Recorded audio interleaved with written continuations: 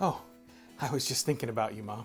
I was thinking about how much I really appreciate, especially now, but I think I did when I was growing up too, how you always had us come together and we ate together at the table. We always ate our meals together and we shared our life, we told stories. And I think that was really a wonderful thing for us and how we were raised and the kind of people we became. But also, I appreciate that so much now, and we continue to do that now. We've always gone to the table together to eat. We've had wonderful, wonderful food. Oh my goodness, Swedish pancakes and Swedish meatballs and ham balls and beef stroganoff and red cake and lots and lots and lots of ham. And oh my goodness, bacon wrapped water chestnuts. Yeah. Delicious. We had delicious food. We told our stories because our stories, that's who we are. That's how we're shaped and formed, and that's who we are. And on your 80th birthday, there are so many stories that could be told, and a lot are being told, but I'm remembering a couple of things.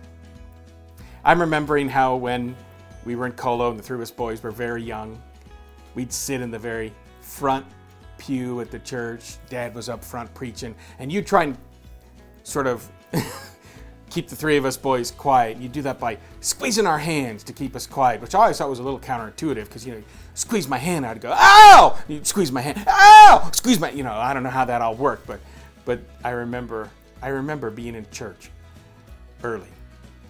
And I remember that whenever we were sick, you'd always take care of us. You always knew what to do. You knew medicine. You could have been a doctor. Not too thrilled with one memory, though, when you chased me down with a syringe in order to, take some blood and see if I had mono. Yikes! I do remember, and I'm very grateful for the typing you did when I was getting ready to go to college, and then all those college years, you typed all those scholarship applications on a typewriter, for goodness sake. And I appreciate that so very much, and I got so many scholarships that helped so much, and I ended up without any education debt, and I always have appreciated you typing away on the typewriter for those scholarship applications. Now, of course, I always remember the trips and the camping. All of those things were really important in our lives. Those were the kinds of things that we did, pulling that Terry trailer and going all those places. But I do remember a couple of trips and some things that happened to you in particular. I remember us going into one of the entrances at Yellowstone and you getting hit by a car. Jeff too, but you probably saved his life. He kind of spun out and you got pinned between two vehicles and broke your femur bone. And I remember how that changed things for you and for us on our camping trip. And I've always wondered if that was worse as you were recovering from that, or if the hepatitis was worse. I don't know which one of those things was harder for you, but you've definitely gone through some things. And I remember the trip when you took me to the Holy Land, and we were in Egypt, and we were riding a camel. I was on a camel, and you were on behind me, and we were riding that camel up to the pyramids. And the camel driver kept kissing that camel right on the mouth, over and over, deep, passionate kisses. And then he'd look at me and say, "You too can kiss the camel." And you'd lean up into my ear and say, "Don't you dare kiss that camel." Pretty wonderful. It's pretty wonderful, all the stories that we have, because that's who we are. And you have provided a life for us. You provided a home for us and food for us. But you've provided love for us and a home for us and life. You've provided a life for us. And I appreciate that so much. Happy birthday. Happy 80th birthday. Love you, Mom. Hi, Grandma. Happy birthday. One of the most memorable moments that I got to spend with both you and Grandpa was, of course, once I turned 13. You both took me to DC and to Nashville. And I just remember in DC getting to see Obama drive by, and I thought that actually going to the Holocaust Museum was one of the highlights of that trip for me. It was really, really cool to see that. And then, of course, getting to sing a little bit on the wooden circle at the Grand Ole Opry was a really neat experience, and none of that could have happened without you guys being able to do that for me. And then, of course, just one of those moments in life, memories that means a lot to me that I've gotten to share with you over the years has been playing canasta and having you as my partner, because I refuse to let anyone else be your partner besides myself. And I always have a lot of good times with that, and I really appreciate and cherish those moments with you.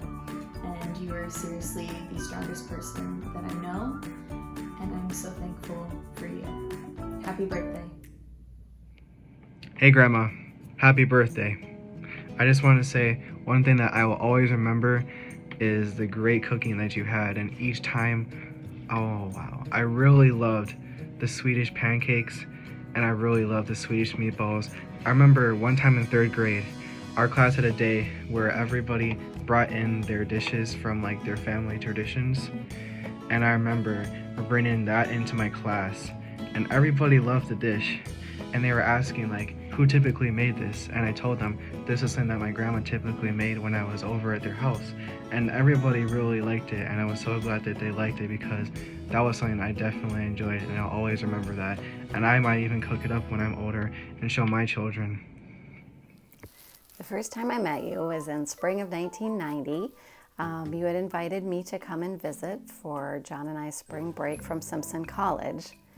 So we were coming, I think, on the Friday night, and we got there late, but you were there welcoming us with all the lights on, and you had dessert ready for us.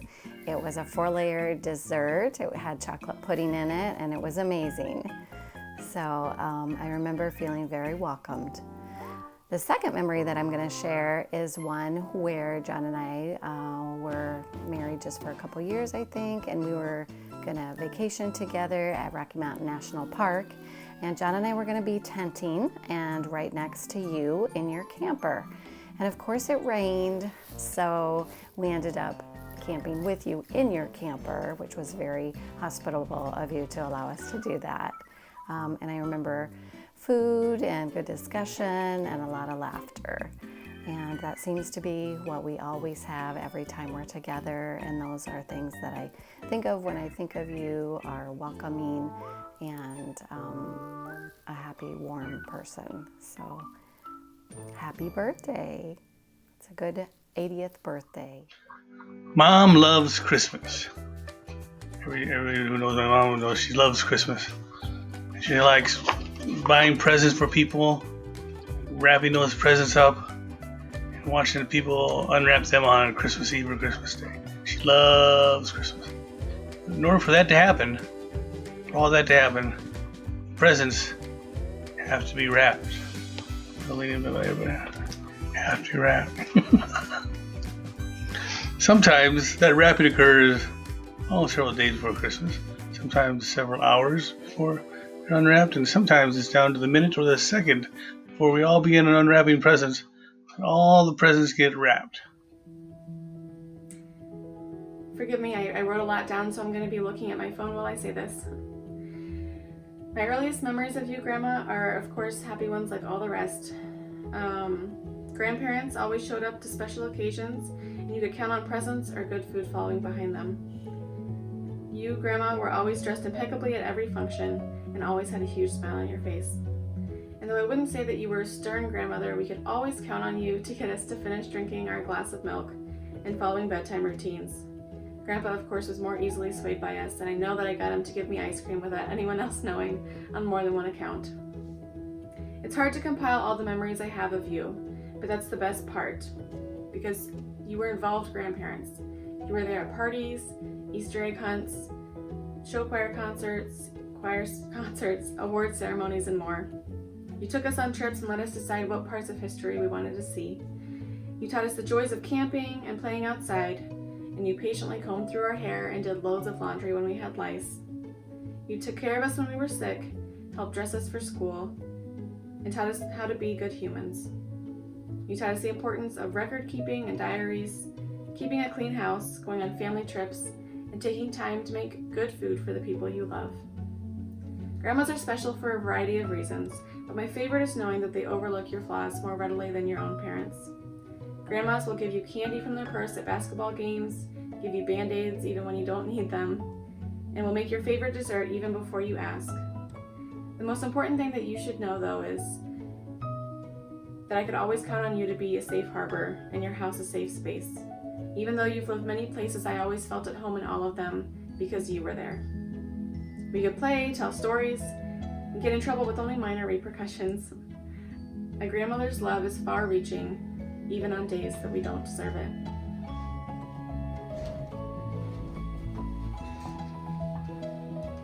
I remember fondly all of the Sundays Caitlin and I would drive up from Simpson to go to church with you two.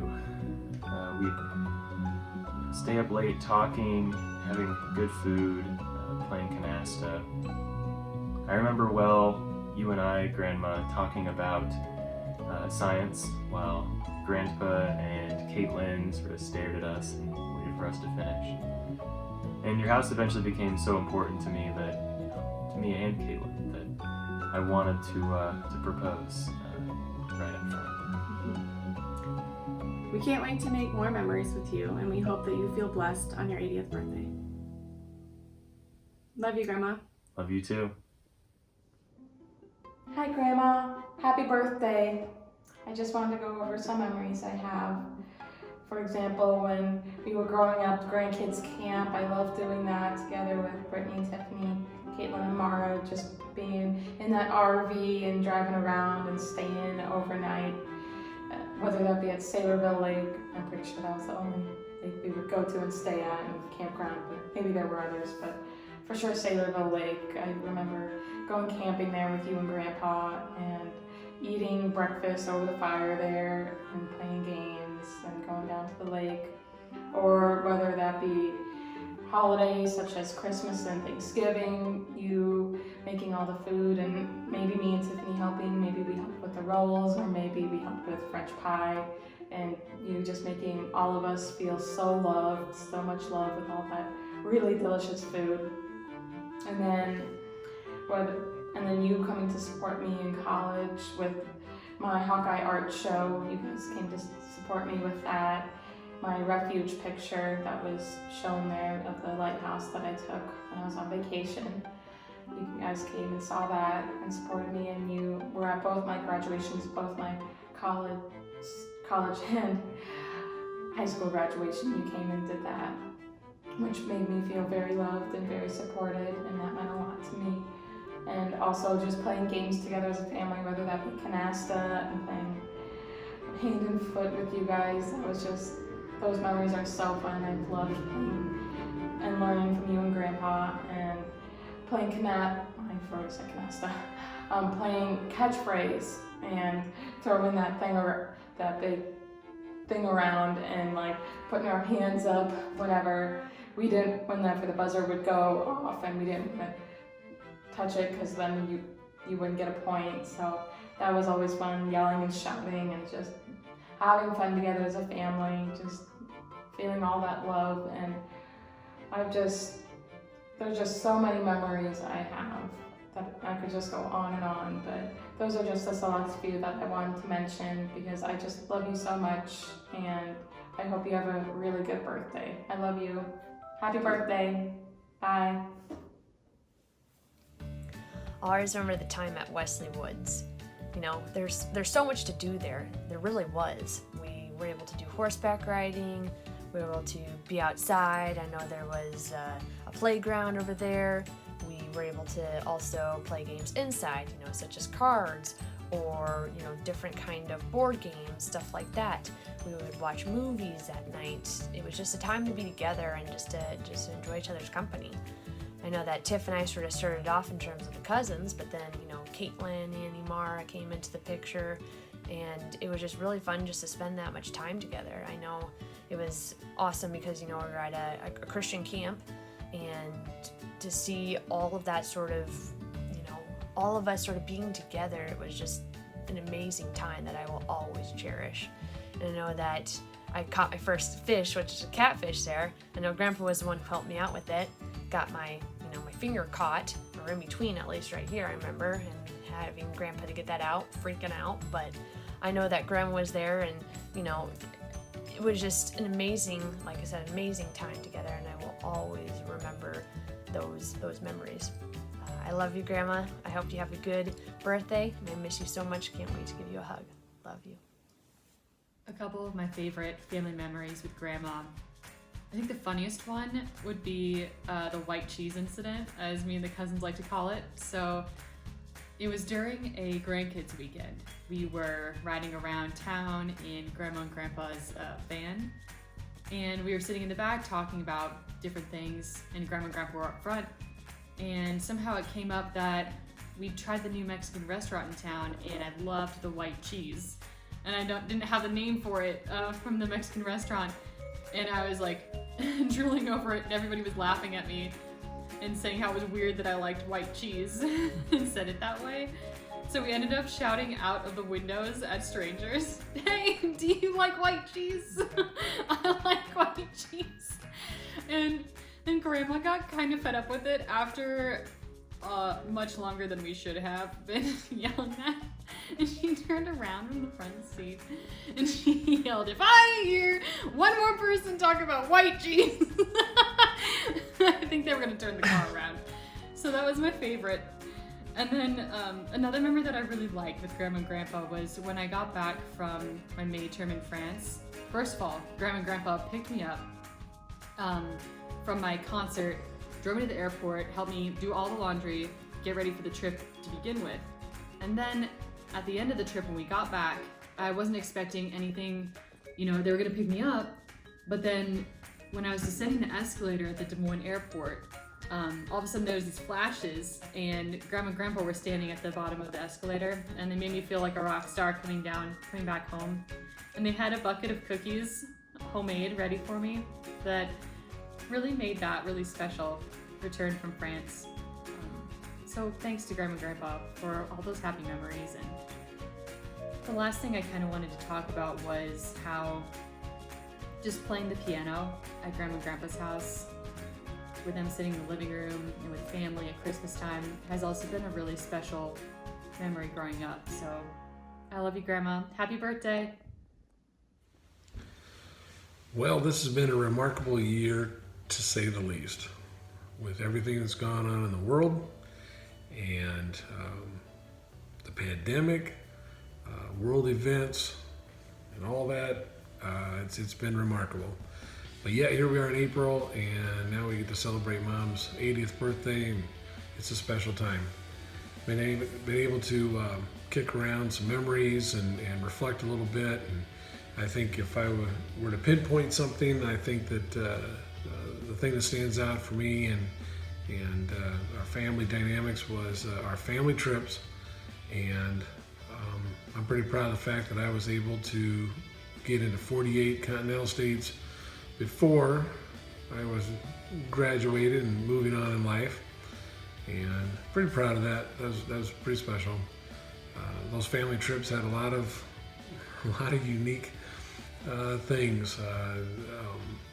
The Chex Mix in the back of the car, never having enough of it, always just getting a small little cup of it, and then of course we'd be thirsty and would need something to drink, and sharing the back seat with two brothers was interesting at times, and wanted to listen to songs on the radio, and that didn't always work out for everybody. We didn't have the personal listening devices at the time and things like that, and I remember Mom kind of saying with some of the radio stations, it was just noise. We needed to find something different. And so we weren't listening to a lot of rock music maybe necessarily. And the camping, of course, with those trips, most of it was through with the trailer, and the campsites and special places we went. That was always fun because I remember getting the camper set up and we get it settled, and I'm sure I was grabbing my ball glove right away, and Dad and I had either play catch with the football or play catch with the baseball and stuff, and I remember peach cobbler being a favorite of ours for desserts, and all of us sharing that small space of the trailer. But those were special times, and it was remarkable to be able to get into that many states and see those many sites that are special for our country, and those sites were, certain sites were special for our family. Well, along with traveling domestically and all those special trips and things we got to see, things we got to do, things we got to experience as a family, you also took us overseas.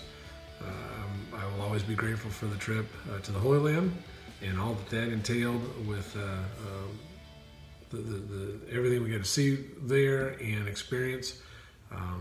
One of the funnier parts for me would be our stop over in England, and it was just at the airport. We did not get out of the airport for security reasons and time frame, I don't believe. And of course, Mom always had a camera ready to go, and whether my recollection is accurate or not, the way I remember it was Mom told me to get over by one of the law enforcement English bobbies and stand there so she could get our picture. And all I remember is I don't think that guy was very happy I was standing next to him for this picture. I felt pretty uncomfortable at the time with that, and it may not have happened exactly that way, but there was no expression from the bobby, and I felt really out of place, but we needed to get that picture.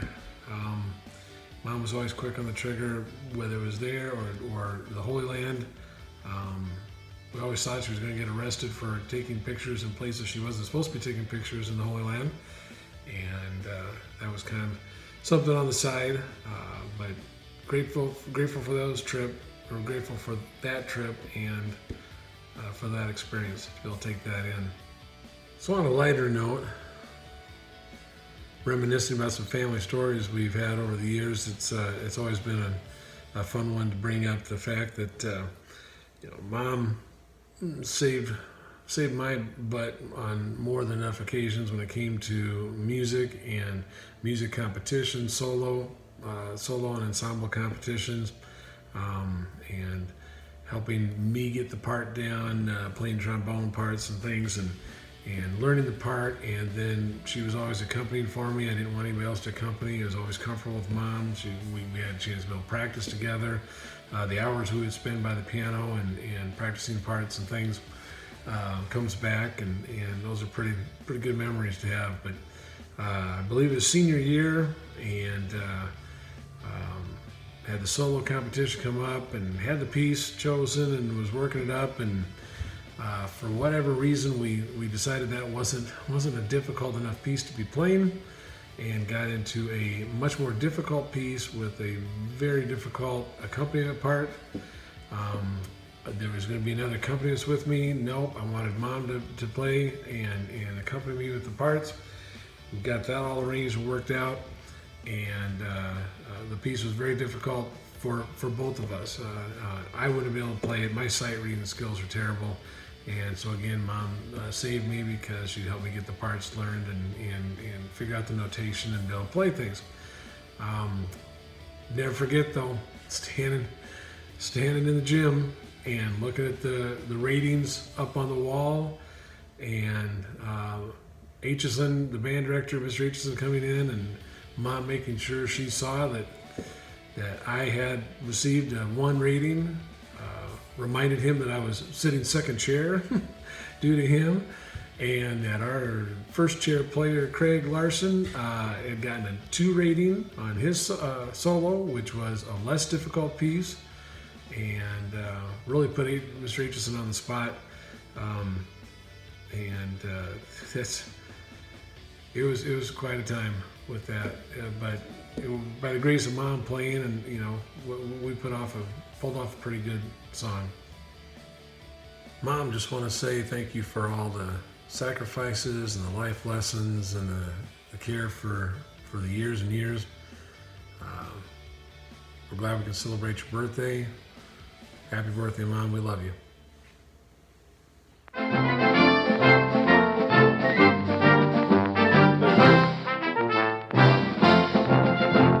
All right, Mom, in honor of your 80th birthday, we felt like we should finally come clean on some things. So we have some things we should own up to you about.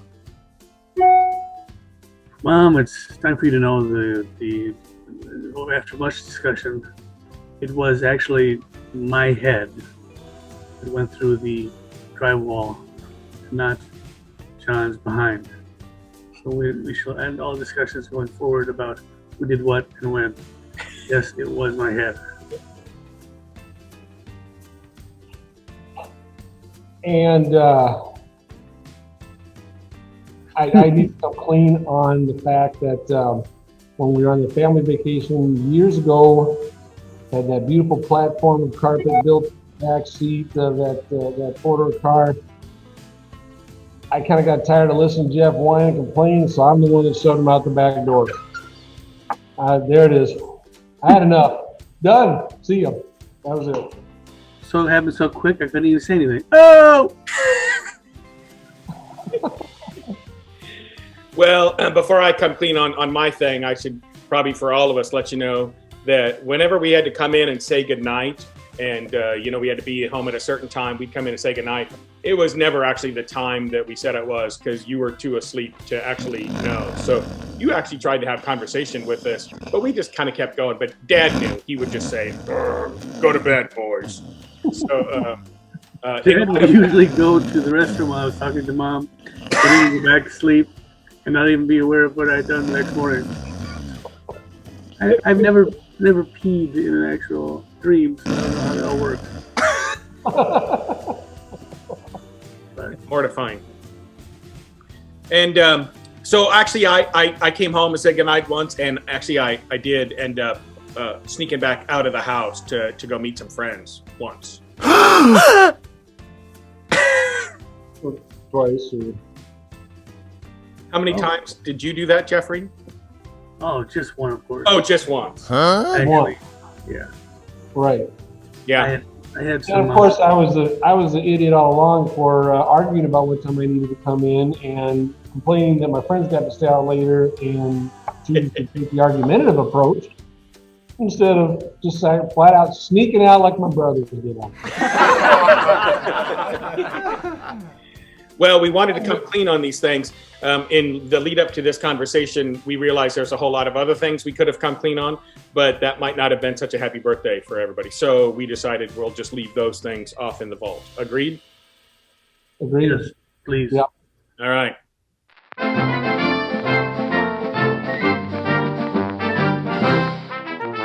And Mom, in honor of your 80th birthday, we also wanted to share some things. You have always been a person who cooked and provided food for us our whole lives. And obviously you did a really good job. And so that was something we always enjoyed. But we did have some memories about food. 3-bean salad. Mom always thought it was very important to cook the meals from scratch and by hand rather than just combining a couple of cans or something, like sometimes I do as a cook in our house. And there were a lot of ingredients at the house, and some of them I was more interested in than others. And one of them that I was really interested in when I was fairly young, but not like super young, was the Crisco. I thought, oh, that looks like that would taste really good. It looks like it maybe like frosting or something. So Mom said, well, if you want to try some of that, go right ahead. Here's your spoon. So I took a little big old scoop of it and learned the hard way that Crisco does not taste very good by itself. So thanks for that memory, Mom. I remember that you were always making hobo eggs for us. We were at home when we were camping, and I really enjoyed hobo eggs. But it was the longest time that I thought you learned how to make hobo eggs from some hobos that lived nearby the house. And I thought you were preparing us to become hobos. So I was always a little scared when we had hobo eggs, but very delicious. I always went a lot of different meals. There was always a spread. Nobody went away hungry. There was always plenty of food for everybody. What the thing stands out though is making birthdays an event special. The red cake. Red cake was it. That was the deal. And you have that for birthdays and such. That topped it all up with the presents and whatever. Red cake was good. Sour cream twists. beignets after we'd been to New Orleans. I used to make those. Beignets. Yeah. Another meal that we used to eat fairly often at our house was spaghetti. It was made with Mom by some homemade sauce. I can remember Mom sleeping over the countertop for it seemed like hours at a time trying to make this fancy homemade sauce. And she did all right, but it tasted good. But one time when we were down to visit Granddad and Grams whipped up a bit of spaghetti, the homemade meat sauce, and we thought that actually kind of tasted a little bit better. So we told Mom how she could spice up or make her spaghetti sauce a little better if she just followed Graham's recipe of ground beef and Chef Boyardee sauce. So, thanks for all those. The food has been delicious. All right. 3-bean salad.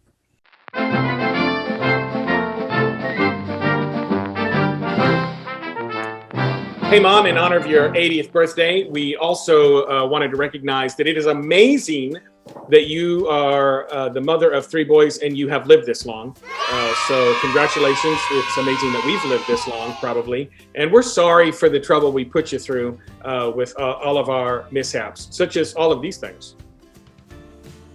Well, it goes back a couple years. Being a bonehead and skipping out on the family New Year's and taking part in a roller skating party over at Clear Lake and breaking my arm, and you guys having to leave the family get together.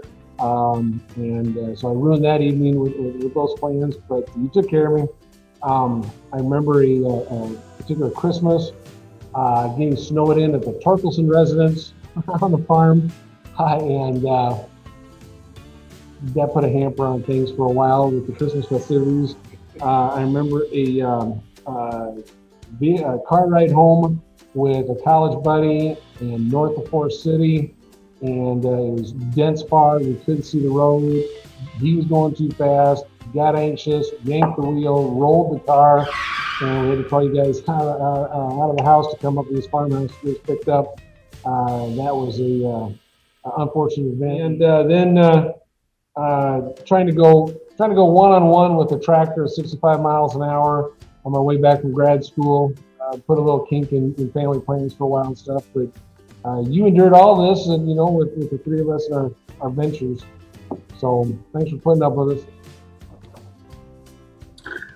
Part of that is we did a lot of traveling when we were in younger ages, and some were longer trips than others. I remember one was just essentially a day trip to go somewhere, and part of that trip was we were taking Craig Woodley, these good friends from Forest City, to meet his brother. So we were on a bit of a timeline.